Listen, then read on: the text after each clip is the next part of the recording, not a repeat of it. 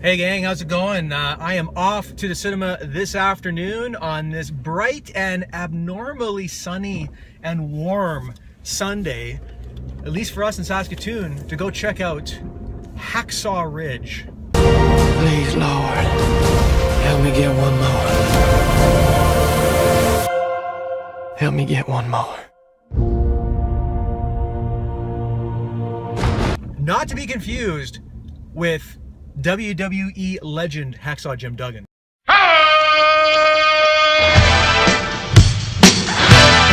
Sarcasm aside, I am really intrigued by HACKSAW RIDGE, primarily because it is from director Mel Gibson. Let's be really upfront and honest.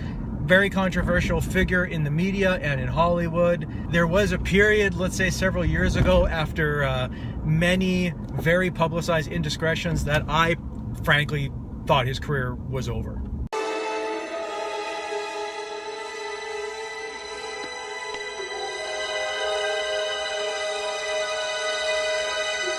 And frankly, I thought his behavior was beyond what was normally deemed as acceptably crazy.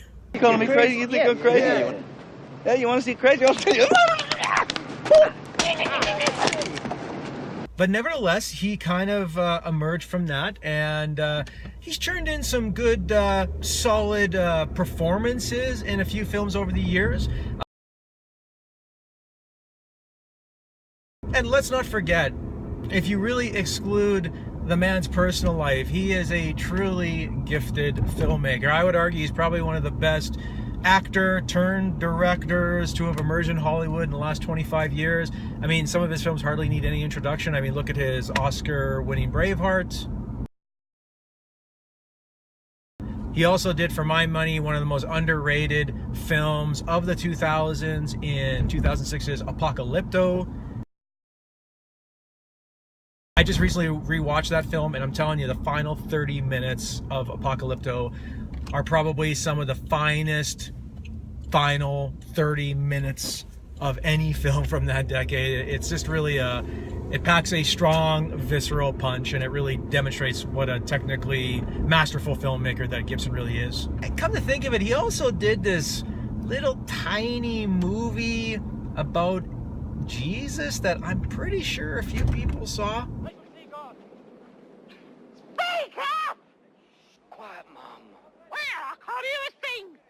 And so now comes HACKSAW RIDGE, which is this fact-based World War II drama, and I think if Gibson can lend his considerable skills behind the camera, and also for staging action in his previous films, in this film, I think that we're going to be on really solid ground. So you know what, enough chit-chat from me. I'm going to run off to the cinema, I'm going to screen this bad boy, and I'll be back with a review.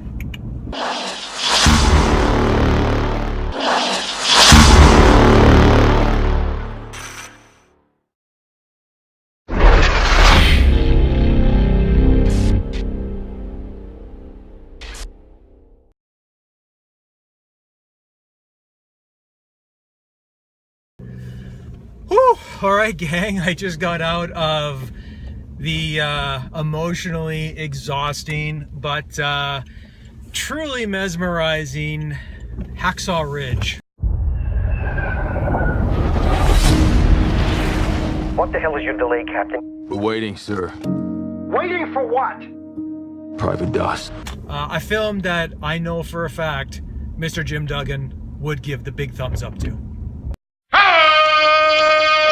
HACKSAW RIDGE is based on the true story of Desmond Doss. And Desmond Doss was this young man, a very devout man of faith, who decided to enlist. However, there was a caveat to his willingness to serve.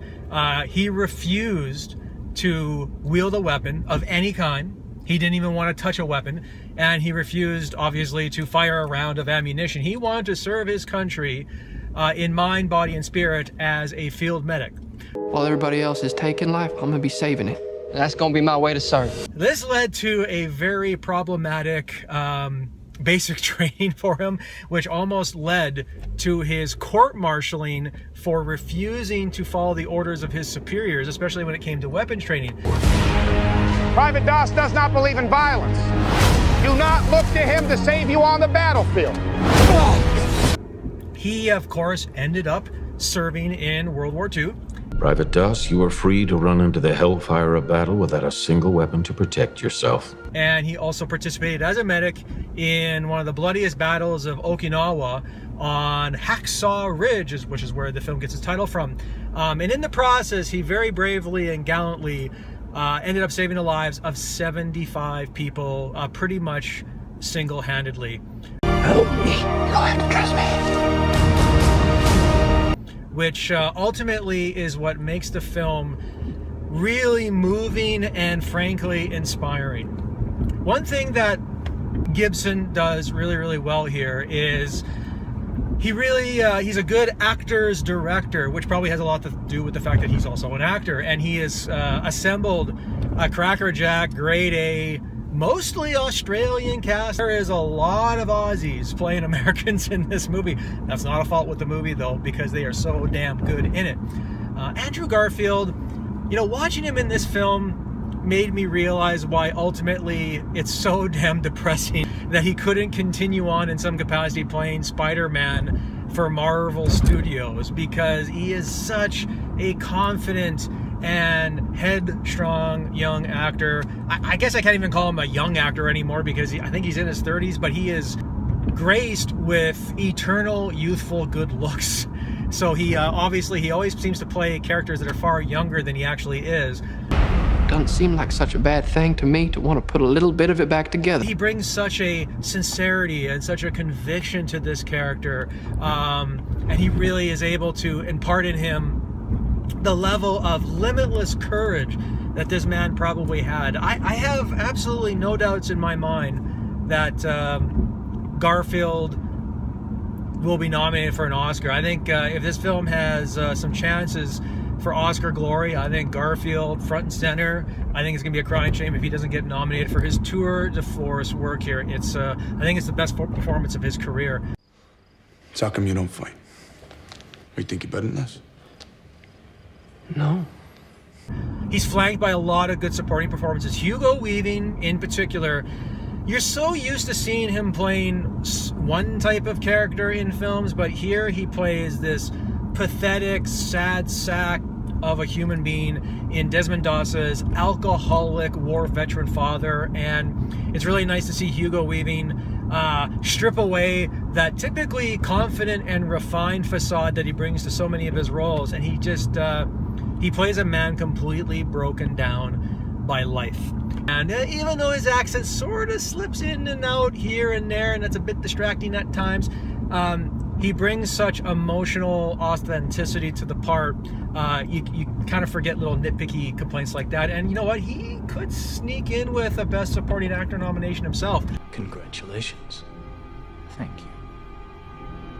I also really liked Teresa Palmer, another Australian actress. I can't stay here while all them go fight for me. You better come home to me. The film also has some really interesting bits of casting, like Vince Vaughn as the drill instructor. Never in a million years would I think that Vince Vaughn, at this particular stage of his career where he's done one too many comedies for his own good, would be particularly well suited for this type of film. But man, he brings it, and I think it's a reminder that he's capable of being really strong in dramatic films as well as comedic film. This is a personal gift from the United States government designed to bring death to the enemy. Well, I'm sorry, Sergeant. I can't touch a gun. And he certainly does bring a sardonic edge to this really feisty and fiery drill sergeant, but it's not like his performance is overwhelmingly comedic. You're like gum on a shoe, ain't you? Give me this. It's a bit late for target practice now, don't you think? And then you got another Australian actor like Sam Worthington. Much like the rest of the cast, really brings a stern conviction to their part. So You don't kill. No, sir. You know, quite a bit of killing does occur in war.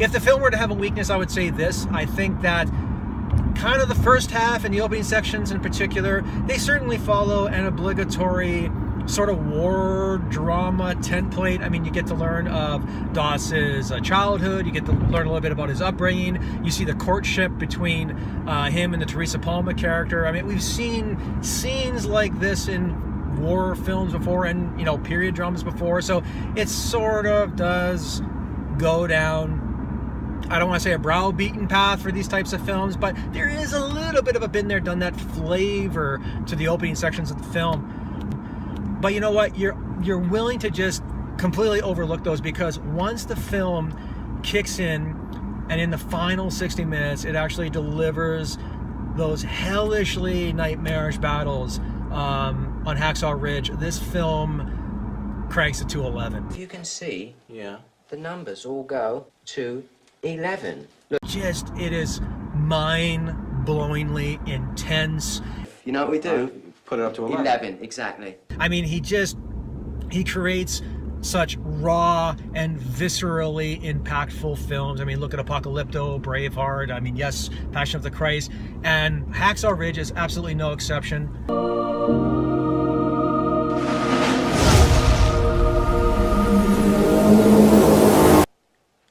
These go to 11. He films a lot of the war sequences without a music score. He allows for the imagery and the editing and the sound effects in particular grab a hold of you and really thrust you into the extremes of combat and what each side was doing to assert control over the other.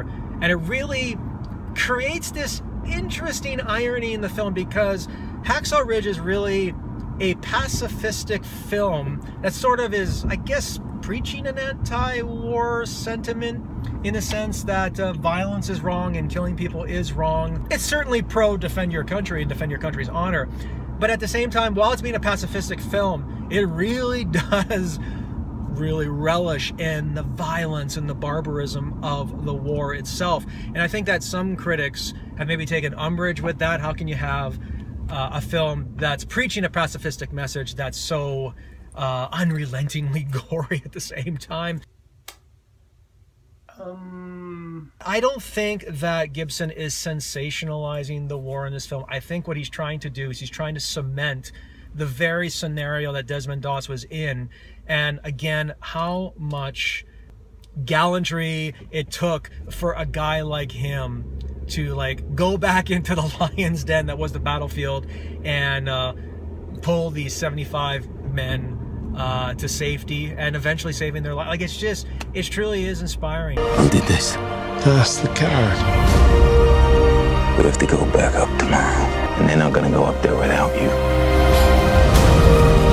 I also really appreciate the fact that there's a very strong evangelical slant to the film, but it's certainly not a film that's going out of its way to be like a religious propaganda piece, and it's not trying to throw like scripture or the Bible or God at you. I think the film is definitely very poignant and moving for people of faith, and I think it's going to reaffirm their faith. I think for agnostic and atheist viewers, I think nevertheless they'll still find the story of Desmond Doss to be a worthy one to tell, and one that's inspiring to them as well.